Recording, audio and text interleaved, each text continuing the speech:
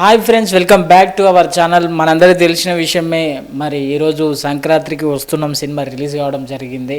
మరి చాలా వరకు ఈరోజు మార్నింగ్ టికెట్లు అయితే ఎవరికి దొరకలేవు. ఎందుకంటే మనందరికీ తెలిసిన విషయమే, సినిమా రిలీజ్ కాకముందే బ్లాక్ బస్టర్ హైప్ అయితే రావడం జరిగింది. మరి అదే విధంగా సినిమా రిలీజ్ అయినాక ఎట్లుందంటే సినిమా పరిస్థితి, సినిమా రేటింగ్ అని చూసుకున్నట్లయితే సినిమా ఖచ్చితంగా బ్లాక్ బస్టర్ అయ్యింది.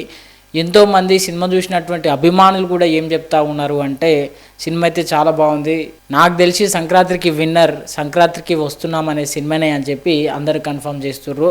మనందరికీ తెలిసిన విషయమే, ఈ సంక్రాంతికి మొట్టమొదటిగా రిలీజ్ అయినటువంటి సినిమా గేమ్ చేంజర్. మరి ఆ తర్వాత డాకు మహారాజ్, ఆ తర్వాత సంక్రాంతికి వస్తున్నాం. మరి గేమ్ చేంజర్ శంకర్ తీయడం జరిగింది. డైరెక్టర్ శంకర్ గారి చరిత్ర మనందరికీ తెలిసిన విషయమే. మరి అంత గొప్ప డైరెక్టరు మరి సినిమా బాధిగలేడు అని చెప్పి నెగిటివ్ టాక్ అయితే సొంతం చేసుకుంది గేమ్ చేంజర్ సినిమా.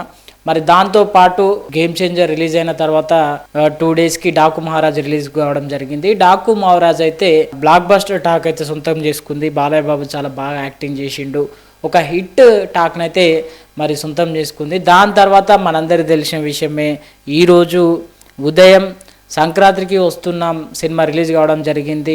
ఇందులో గొప్ప గొప్ప యాక్టర్స్ నటించడం జరిగింది. విక్టరీ వెంకటేష్ గారు మనందరికీ తెలిసిన విషయం, ఆయన ఎంత మంచి యాక్టరో. ఆయనతో పాటు మీనాక్షి చౌదరి కానీ ఇట్లా స్టార్ హీరోయిన్స్ అయితే మరి ఇందులో వర్క్ చేయడం జరిగింది.